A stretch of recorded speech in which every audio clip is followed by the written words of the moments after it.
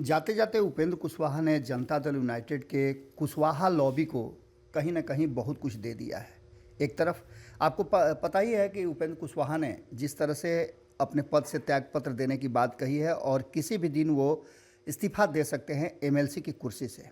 इसके साथ साथ पार्टी के प्राथमिक सदस्यता से भी उन्होंने इस्तीफा दे दिया है और अपनी पार्टी का अब वो पूरी तरह से संचालन करेंगे। 2021 में राज्यपाल कोटे से मनोनीत हुए थे उपेंद्र कुशवाहा और दल में रहने के कार्यकाल उनके थे मार्च 2027 तक।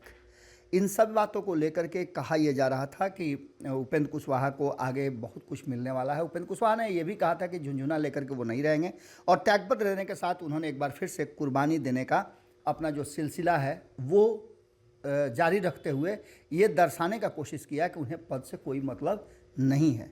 लेकिन आने वाले समय के लिए उन्होंने कुशवाहा समाज के नेताओं के लिए जदयू में एक रिक्त स्थान जरूर छोड़ दिया है, जिस पर दावेदारी कुशवाहा नेताओं की बनती है। उपेंद्र कुशवाहा की सीट के लिए जदयू के कुशवाहा नेताओं की लंबी कतार है।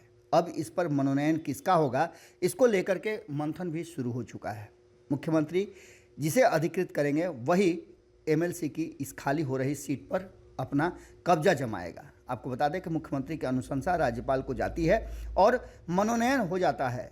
एक मनोनीत सदस्य का कार्यकाल 16 मार्च 2027 तक रहेगा, जो उपेंद्र कुशवाहा छोड़ रहे हैं। आपको बता दें कि इसमें जो भी प्रक्रिया है वो सीधे होती है, इसमें चुनाव आयोग की कोई भूमिका नहीं होती है। इसके साथ साथ आपको बता दें कि लंबी कतार में खड़े कई नेता अब उठापटक और आपाधापी में लग गए हैं। कौन किसे आगे करता है, कौन किसे पीछे करता है, इस दौड़ में कई नेता शामिल हो गए हैं। आपको बता दें कि नए मनोनीत सदस्य का कार्यकाल 16 मार्च 2027 तक रहेगा और परिषद के पिछले मनोनयन के समय उमेश कुशवाहा की चर्चा खूब हुई थी। लंबे समय के लिए उन्हें एमएलसी बनाया गया था। इस बीच में आपको बता दें कि 24 और 25 फरवरी को परिषद की सदस्यता से विधिवत वो इस्तीफा दे सकते हैं, क्योंकि उन्होंने इस बात को कहा भी था कि वो किस तरह से अब आगे की रणनीति करेंगे। इसके साथ साथ आपको बता दें कि कई लोगों के नाम आ रहे हैं जो कुशवाहा समाज से आते हैं। उमेश कुशवाहा का नाम इसमें सबसे ऊपर चल रहा है। उमेश कुशवाहा के साथ साथ और कई नेता हैं जिसमें उनका नाम चल रहा है। नंदकिशोर कुशवाहा का भी नाम चल रहा है। युवाओं के में से भी कई नामों को गंभीरता से विचार किया जा रहा है। इसके साथ ही पूर्व मंत्री रहे भगवान सिंह कुशवाहा का भी नाम चल रहा है। आपने देखा होगा कि भगवान सिंह कुशवाहा इधर काफ़ी समय से एक्टिव नज़र आ रहे थे।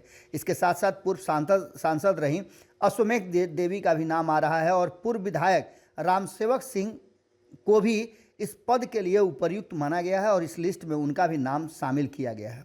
उपेंद्र कुशवाहा के उत्तराधिकारी के रूप में कौन उस कुर्सी को पकड़ेगा, इसमें रस्साकसी मची हुई है। इसके साथ साथ आपको बता दें कि राष्ट्रीय लोक समता पार्टी जो थी उपेंद्र कुशवाहा की, उसमें से कई सदस्य वापस आए हैं और जदयू ज्वाइन किया था, उसमें से कई युवा हैं। उन पर भी नज़र जहां एक तरफ ललन सिंह की है, वहीं आपको बता दें कि नीतीश कुमार भी उनको काफ़ी तरजीह दे रहे हैं। लगातार उपेंद्र कुशवाहा के हटने से पहले बहुत तरह की बातें सामने आई और ये बातें कहने वालों में से कई लोग थे जिन्होंने उपेंद्र कुशवाहा के अगले प्लानिंग के बारे में जो चीज़ें हैं वो बता दिया था। आपको बता दें कि उमेश कुशवाहा 2020 का विधानसभा चुनाव हार गए थे और परिषद के पिछले मनोनयन के समय भी उनके नाम की चर्चा खूब हुई थी। वह उपेंद्र कुशवाहा प्रकरण में भी काफ़ी आक्रामक रहे थे।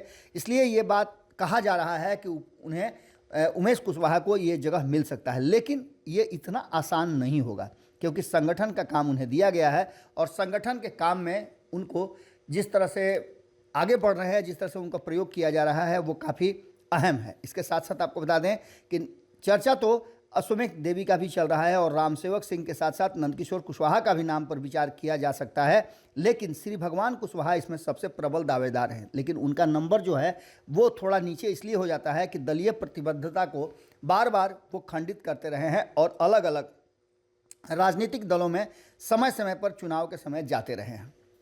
भोजपुर में उनकी पहचान अच्छी है, लेकिन इसके साथ साथ आपको बता दें कि और भी कई नाम इस लाइन में जुड़े हुए हैं। आपको बता दें कि उपेंद्र कुशवाहा को बार बार ये अवसर दिया गया, ये कह करके कहीं ना कहीं उपेंद्र कुशवाहा के बाहर जाने को लेकर के हर कोई अपना नंबर ऊपर करना चाहता है। पहली बार उनके लिए ही संसदीय बोर्ड के अध्यक्ष के पद को राष्ट्रीय अध्यक्ष से अलग किया गया था। ये सारी बातें कही जा रही है। भाजपा की भी सम्राट चौधरी को बढ़ावा दे रही है। उपेंद्र कुशवाहा की अगली राजनीति का प्रारंभ के संकेत नजर आ रहे हैं, जो भाजपा के साथ जुड़े रहेंगे और परिषद के सदस्यता से त्यागपत्र देने के पीछे भी उनका कारण यही था। अब देखना दिलचस्प होगा कि जहां एक तरफ कुशवाहा वर्चस्व की लड़ाई और उस वोट बैंक को अपने तरफ करने की कवायद बड़ी तेजी से चल रही है, उसमें किसको स्थान दिया जाएगा। हाल फिलहाल में भी आपने देखा कि जयंत राज को नीतीश कुमार ने अपने मंत्रिमंडल का हिस्सा बनाया, जो कुशवाहा समाज से आते हैं। अब यह दिलचस्प होगा कि इन नामों में से किसके नाम की लिस्ट पर मुहर लगाते हैं नीतीश कुमार। इसके अलावे भी कई हिडन नाम हैं जो हम आपको बताएंगे, क्योंकि 24-25 के बाद ये चर्चा तेज़ी से होने लगेगी और 27 तारीख से आप जैसा कि जानते ही हैं कि विधान परिषद और विधानमंडल का जो बजट सत्र है वो शुरू होने वाला है। देखना दिलचस्प होगा कि इस सत्र के दौरान किसका मनोनयन उपेंद्र कुशवाहा की खाली हो रही सीट पर होता है। जुड़े रहिए भारत लाइव के साथ। बहुत बहुत धन्यवाद। अगर ये वीडियो पसंद आई और वह बिहार के राजनीति और बिहारियत से सरोकार रखेनी तो सब्सक्राइब बटन दबा के चैनल के सब्सक्राइब कर ली। ओजे एगो घंटी बा, ओकरा बटन दबा देला से कुल सटीक और मारक खबर रुआ मुफ्त में मिल जाई। अगर रुआ पत्रकारिता के हमनी के नया प्रयोग में सहयोग कर चाहतानी तो ज्वाइन बटन दबा दी।